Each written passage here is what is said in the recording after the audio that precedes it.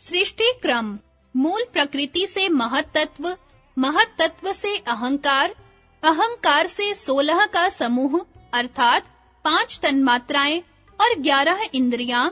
इन 16 में से जो 5 तन्मात्राएं हैं, उनसे 5 स्थूल भूत उत्पन्न होते हैं। न्याय वैशेषिक तथा सांख्य और योग के सिद्धांतों में तुलना। इस प्रकार जहां न्याय और वैशेषिक ने जड़ द्रव्यों में पृथ्वी, जल, अग्नि और वायु के परमाणु तथा मन को अणु और आकाश, दिशा तथा काल को विभु, व्यापक रूप से निरवयव और नित्य माना है, सांख्य और योग ने उनमें से काल और दिशा को जड़ तत्व में सम्मिलित नहीं किया है, क्योंकि ये वास्तविक तत्व नहीं है, न प्रकृति है, न विकृति और न पुरुष के सदृश प्रकृति और विकृति दोनों से भिन्न कोई चेतन पदार्थ ही। सांख्य और योग के मत में ये दोनों एक क्रम से दूसरे क्रम में और एक स्थान से दूसरे स्थान में परत्व, अपरत्व बतलाने के लिए केवल बुद्धि की निर्माण की हुई वस्तुएं हैं, स्वयं अपना कोई अस्तित्व नहीं रखते। मन के स्थान पर अहंकार और पृथ्वी, जल, अग्नि तथा वायु के परमाणुओं के स्थान पर तन्मात्राएं और उनको अवकाश देने वाले आकाश के स्थान पर महत तत्व हो सकता है। ऐसी अवस्था में मूल प्रकृति को मानने की आवश्यकता नहीं रहती, क्योंकि तन्मात्राएं अणु होने से और महत तत्व विभु होने से अन्य किसी समवायी अर्थात उपादान कारण की अपेक्षा नहीं रखते। किंतु जहां से न्याय वैशेषिक ने स्थूल सृष्टि का क्रम दिखलाया है, वहीं से सांख्य मूल जड़ तत्व की खोज में सूक्ष्मतर एवं सूक्ष्मतम सृष्टि के क्रम की ओर गया है। जिस जड़ तत्व के अंतर्गत विभु और अणु दोनों प्रकार के जड़ पदार्थ हैं, वह सबसे प्रथम जड़ तत्व 3 गुण हैं, सत्व, रजस और तमस। कपिल मुनि बताते हैं, त्रैगुण्यम, 8 प्रकृतियां और 16 विकृतियां सत्व, रजस, तमस गुण रूप ही हैं।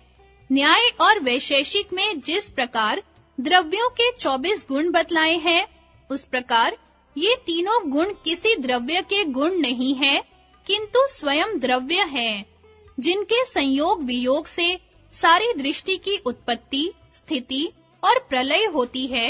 इनको गुण इसीलिए कहा गया है कि चेतन और जड़ तत्व में पुरुष चेतन तत्व तो मुख्य है और ये जड़ तत्व गौण है, अथवा जिस प्रकार 3 लपेट की एंट से रस्सी बटी हुई होती है, उसी प्रकार जड़ तत्व 3 गुण अर्थात 3 लपेट वाला है, जिससे सारी सृष्टि बनी हुई है।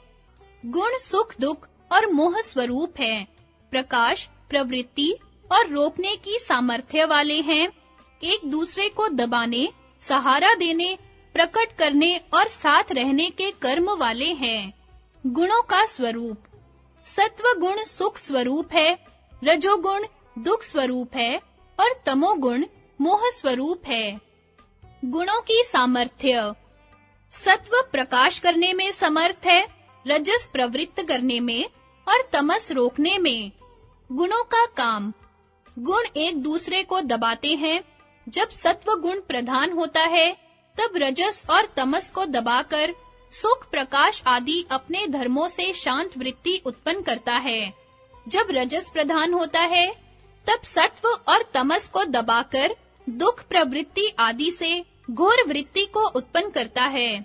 इसी प्रकार तमस प्रधान होकर सत्व और रजस को दबाकर आलस्य, सुस्ती आदि से मोह वृत्ति को उत्पन्न करता है। ये तीनों गुण एक दूसरे के आश्रय हैं। सत्व, रजस और तमस के सहारे पर प्रकाश को प्रकट करता है और प्रकाश द्वारा रजस तमस का उपकार भी करता है। इसी प्रकार रजस तमस भी अन्य 2 का सहारा लेते हैं और उपकार भी करते हैं। तीनों गुण एक दूसरे को प्रकट करते हैं। स्थित वस्तु क्रिया वाली और क्रिया वाली प्रकाश वाली हो जाती है। इस प्रकार तमस रजस को और रजस तमस को प्रकट करता है। एक गुण अन्य 2 के साथ रहता है कभी अलग नहीं होता, सभी एक दूसरे के जोड़े हैं, सब सर्वत्र हैं, विभु हैं। रजस का जोड़ा सत्व है, सत्व का रजस, इसी प्रकार तमस के सत्व रजस जोड़े हैं और दोनों सत्व और रजस का तमस जोड़ा है।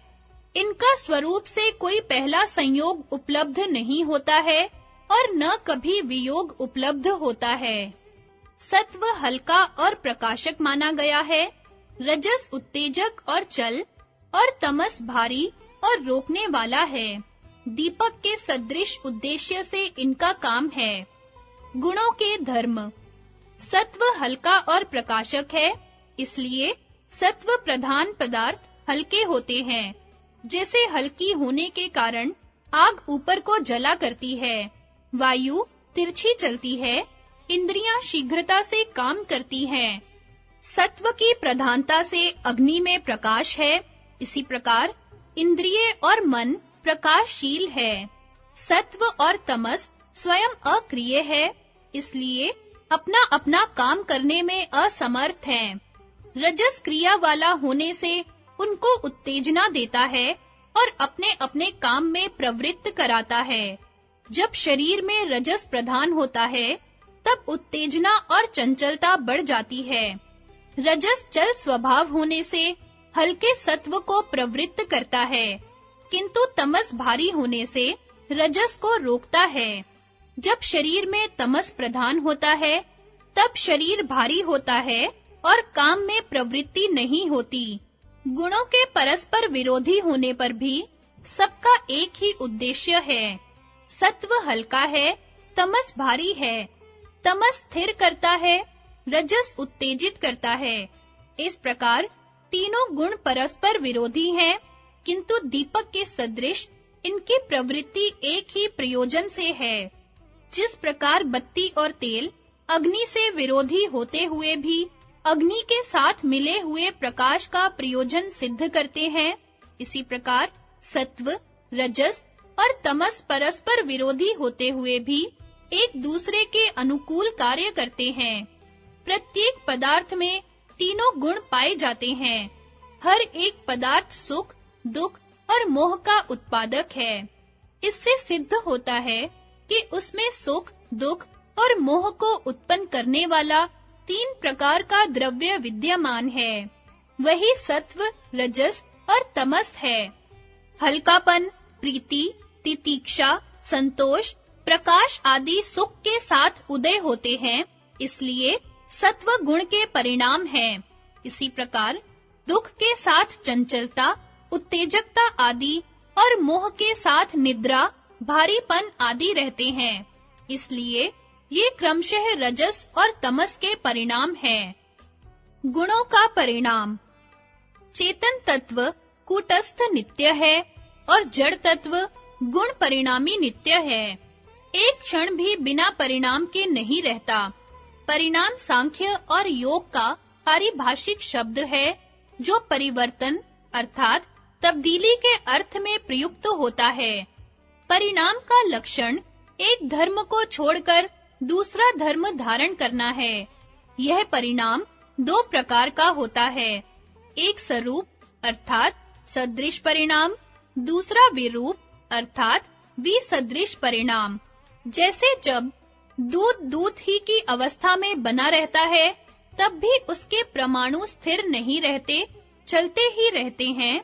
इस अवस्था में दूध ही बने रहने का परिणाम हो रहा है। यह सदृश अर्थात सरूप परिणाम है। दूध में जामन पड़ने के पश्चात जब दही बनने का परिणाम होता है, अथवा एक निश्चित समय के पश्चात जब दूध में दूध के बिगड़ने अर्थात खट्टा होने का परिणाम होता है, तब वह विरूप अर्थात विसदृश परिणाम है। विरूप अर्थात विसदृश परिणाम का तो प्रत्यक्ष होता है, किंतु उस प्रत्यक्ष से सरूप अर्थात सदृश परिणाम अनुमान से जाना जाता है। इसी प्रकार तीनों गुणों का पृथक-पृथक अपने स्वरूप में अर्थात सत्व का सत्व रूप से, रजस का रजस रूप से, तमस का तमस रूप से प्रवृत्त होना अर्थात सत्व का सत्व में, रजस का रजस में और तमस का तमस में जो परिणाम है, वह सदृश परिणाम है। यह गुणों की साम्य अवस्था है। इसी को मूल प्रकृति, प्रधान, अव्यक्त कहते हैं। ये सारे जड़ तत्वों का मूल कारण है। जब तीनों इकट्ठे होकर एक दूसरे को दबाकर परिणाम में प्रवृत्त होते हैं, तो वह विरूप परिणाम है। इसको गुणों का विषम परिणाम कहते हैं। महत् तत्व से लेकर पांचों स्थूल भूत पर्यंत 2300 तत्व तीनों गुणों के विषम परिणाम ही हैं, जो सब प्रकृति के कार्य हैं। उसकी अपेक्षा ये सब विकृति और व्यक्त हैं। यद्यपि अपनी-अपनी विकृतियों की अपेक्षा महत्तत्व, अहंकार एवं पांचों तन्मात्राएं अव्यक्त और प्रकृतियां हैं, किंतु मूल प्रकृति की अपेक्षा से सब व्यक्त और विकृतियां हैं। यहाँ यह भी बतला देना आवश्यक है कि जिस विकृति का प्रत्यक्ष होता जाता है, उस प्रत्यक्ष से उसकी प्रकृति का अनुमान किया जाता है। समाधि द्वारा सबसे अंत में गुणों का सबसे प्रथम विषम परिणाम महत् तत्व का विवेक ख्याति द्वारा साक्षात्कार होता है। उस साक्षात्कार से गुणों की सबसे प्रथम साम्य परिणाम वाली अवस्था का अनुमान से ज्ञान होता है। गुणों का साम्य तथा विषम परिणाम दोनों अनादि हैं। सांख्य का यह सिद्धांत परिणामवाद कहलाता है, अर्थात यह सारी सृष्टि गुणों का ही परिणाम है। न्याय और वैशेषिक से विपरीत सांख्य और योग में सुख दुख, इच्छा, द्वेष, ज्ञान, प्रयत्न, बुद्धि के धर्म माने गए हैं और यह बुद्धि पुरुष से पृथक एक जड़ तत्व है। पुरुष केवल चेतन स्वरूप है, बुद्धि उसका गुण नहीं है, किंतु उससे पृथक उसका दृश्य अथवा स्व है। वह उसका दृष्टा अथवा स्वामी है। उसका पुरुष के साथ आसक्ति तथा अविवेक पूर्ण संयोग होने के कारण उसके गुण पुरुष में अविवेक से आरोप कर लिए जाते हैं।